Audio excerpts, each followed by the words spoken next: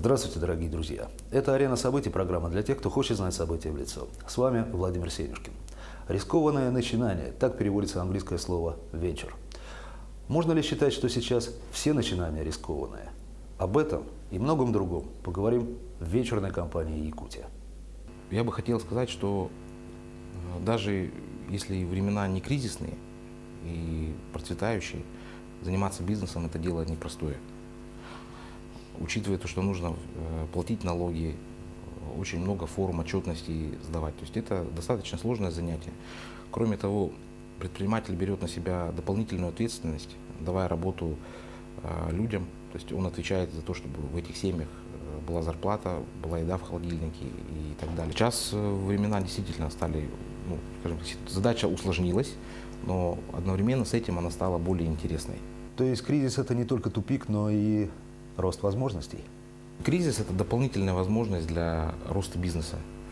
Тем более по-китайски на иероглифах кризис означает новое начинание и возможности для роста. Открытое акционерное общество «Венчурная компания Якутия» создано в 2011 году на основании распоряжения правительства Республики Саха-Якутия. Компания выступает соинвестором в инновационных проектах со значительным экономическим и социальным потенциалом. Финансирование проектов осуществляется на взаимовыгодных условиях. Основная задача компании – взять на себя часть рисков, в том числе финансовых, в инновационных проектах, чтобы в партнерстве с проектной компанией, то есть заявителем, повысить их инвестиционную привлекательность. Объем предоставляемого финансирования определяется индивидуально на основе оценки проекта. Отличие венчурных инвестиций от банковских заключается в том, что когда приходит проект, мы на него смотрим несколько иными глазами, чем смотрит банк. Банк требует залоги, банк требует кредитную историю, банк смотрит на выручку, а мы же смотрим, у нас проектный подход. Мы смотрим, что из этого может получиться, какая компания из этого может получиться. А на что вы смотрите в первую очередь, когда оцениваете риски? По моей практике, я уже много лет инвестициями занимаюсь, самое главное вовсе не бизнес-план.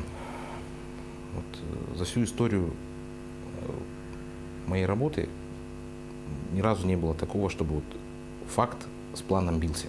Всегда, даже в лучшую сторону или в худшую сторону, бывает расхождение. То есть на начальном этапе все идет как запланировалось, а потом начинается расхождение. Это всегда так. И именно человеческий фактор именно какой там управленец, какая команда, она является решающей. Поэтому, на мой взгляд, в первую очередь, на что надо смотреть, это команда людей, которые приходят к вам с проектом. По сути, венчурные инвестиции – это инвестиции в человеческий капитал. Виктор Викторович, как бы вы оценили прошедший 2015 год? 2015 год для нашей компании был таким весьма переломным. Во-первых, наша компания увеличила уставный капитал благодаря вхождению акционера нового, это республиканской инвестиционной компании «Плюс», «Рик Плюс» компания. Это средства, которые к нам поступили от продажи акций «Алроса», которая несколько лет назад продажа была осуществлена. Во-вторых, мы существенным образом увеличили портфель инвестиций кратно, в 2 раза где-то так вот. И в-третьих, буквально в конце года прошлого наша компания заняла первое место в номинации «Лучший региональный венчурный инвестор». Это в какой-то конкурс был или что? Это национальная премия, организованная Ассоциацией венчурных и прямых инвестиций совместно с российской венчурной компанией.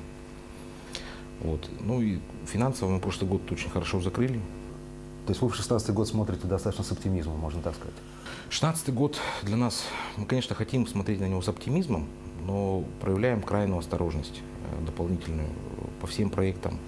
Это касается в большей степени промышленных проектов, которые мы финансируем, поскольку мы ожидаем спада на потребление этих товаров.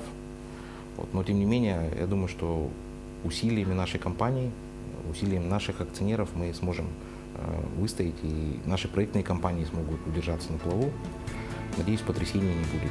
Так надеяться компании позволяет профессионализм и опыт. В течение своей деятельности венчурная компания профинансировала или, если угодно, соинвестировала около 200 миллионов рублей в более чем 30 проектов, ставших в той или иной степени успешными. Эти проекты были поддержаны разными способами – вхождением в уставный капитал или выдачей конвертируемых займов. В хронологическом порядке, если взять одна из наших первых инвестиций – это производство лакокрасочной продукции, компания «Беге». Это резидент технопарка. Ну, к нам пришли ребята, у них горели глаза, вот они захотели заниматься производством краски. То есть они придумали энергоэффективное лакокрасочное покрытие, сделали свой патент и получили от нас инвестиции. На сегодняшний день ребята контролируют порядка, ну, по моим оценкам, 15-20% рынка лакокрасочной продукции нашей республики, начинают экспорт за пределы республики и сейчас строят свое расширение фабрики своей на территории Тасер-Кангаласы. Если вернуться и отмотать время назад, ну, это были простые ребята, им ни один банк не давал кредит. Вот, собственно, они пришли, мы в них вложили, и я считаю, что это по-своему это успех. Говоря о крупных проектах, это наш подход, наш взгляд на проблему парковок в зимнее время. Проектная компания «Сахапаркинг» впервые, наверное, на территории вообще за Уралом впервые начала строить многоуровневые, многоярусные роботизированные парковки в условиях, тем более, вечной мерзлоты. Да, там используется ноу-хау. Это, наверное, наш самый дорогостоящий проект, поскольку он немножко затрагивает инфраструктуру. Вот.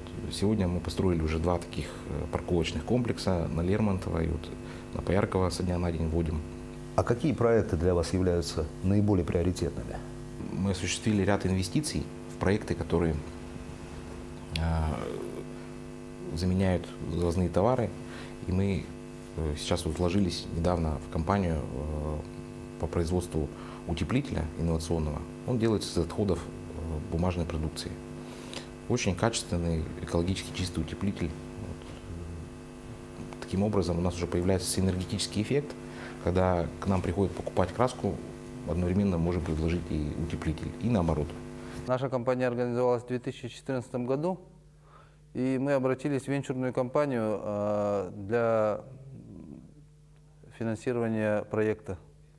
И буквально в начале 2015 года мы уже получили финансирование и вышли на максимальную производственную мощность 2 тонны в смену, ну, что позволило в условиях кризиса конкурировать с другими предприятиями и поставлять населению республики экономичный, экологичный, теплоизоляционный материал, который при правильном использовании решает многие задачи по утеплению, что важно для нашего региона. Естественно, чтобы предприятие работало, постоянно требуются оборотные средства. В этом плане вот венчурная компания, она как раз и нам помогает. Виктор Викторович, а чем еще помимо денег вы помогаете проектным компаниям? Очень часто люди на моменте подачи заявки приходят и рассчитывают получить деньги. Вот. Но когда мы начинаем проводить анализ по этой заявке, то есть эксперты начинают рассматривать, мы раскладываем все по полочкам. И далее мы с заявителем садимся и начинаем обсуждать, вот сколько нужно товара выпустить, какая себестоимость будет, какие зарплаты, какие налоги, аренда, какая точка безубыточности. И, как правило, люди, когда понимают, сколько у них останется дохода, иногда говорят, а зачем это мне все надо? Спасибо, что не дали мне денег, я пошел. Поэтому, отказывая в предоставлении финансирования, мы не просто сохраняем свои деньги, да, но мы также помогаем избежать ошибок заявителям. Во-вторых, когда к нам приходят проекты, которые получили финансирование уже, мы начинаем с ними работу как инвесторы. Очень часто бывает так, что психология маленького предпринимателя, она это как бы болезнь маленького бизнеса, иными словами. Да? Люди не готовы работать с инвесторами. Это факт. То есть если предприниматель работает круглый год, и мы в него вложили средства, они начинают думать, что это их деньги. Хотя они всего лишь, получаются, наемные работники. То есть тут как бы соблюсти баланс вот этот, как инвестора и мотиватора. То есть мы должны и мотивировать предпринимателя, чтобы он как исполнительный орган работал и зарабатывал доход для инвестора. То есть это очень сложные взаимоотношения, к которым малый бизнес не готов. Вот это как раз то, что я называю болезнь малого бизнеса.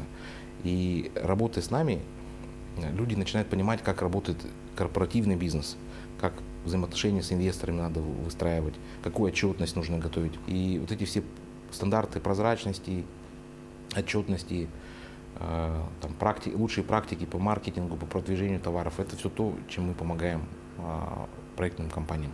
И здесь хорошо монтируется вопрос вот о чем. А ваши образовательные программы, много ли желающих в них принимать участие?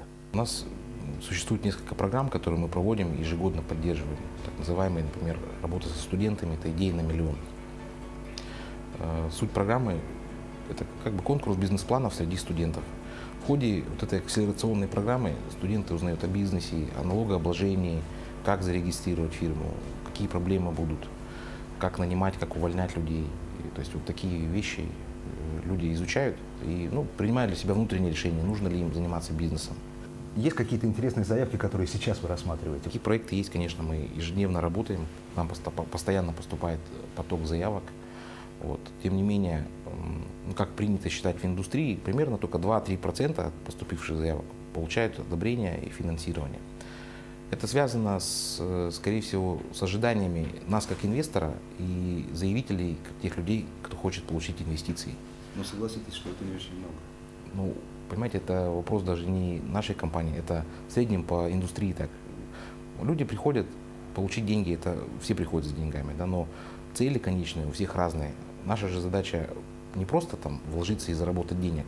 Наша задача – это создать историю успеха, чтобы ее можно было тиражировать, масштабировать и вовлекать новых предпринимателей в работу, чтобы кто-то видел, что у кого-то это получилось. Вы лично в ранних интервью указывали, что для финансирования нет достойных идей, и уже оформленных, упакованных проектов. Отношение к этому у вас изменилось сейчас? Знаете, это вопрос очень хороший, на самом деле. Да? Мы, как инвесторы, всегда хотим, чтобы хороших и качественных проектов было как можно больше. Чтобы можно было вкладывать средства и не бояться их потерять, чтобы они приумножались. И так бывает только в теории и, наверное, в сказке. В реалиях это так, что, как есть народная поговорка, что денег много не бывает, также у инвесторов профессионально хороших проектов много не бывает. Совершенно невозможно написать произведение, которое удовлетворило бы всех читателей, сказал когда-то Сервантес. Написанный бизнес-план тоже, наверное, не может удовлетворить всех потенциальных инвесторов. Но однажды какому-нибудь инвестору он понравится, и в ваше предприятие будут вложены деньги. Это была «Арена событий», программа для тех, кто хочет знать события в лицо. Всего вам доброго. До свидания.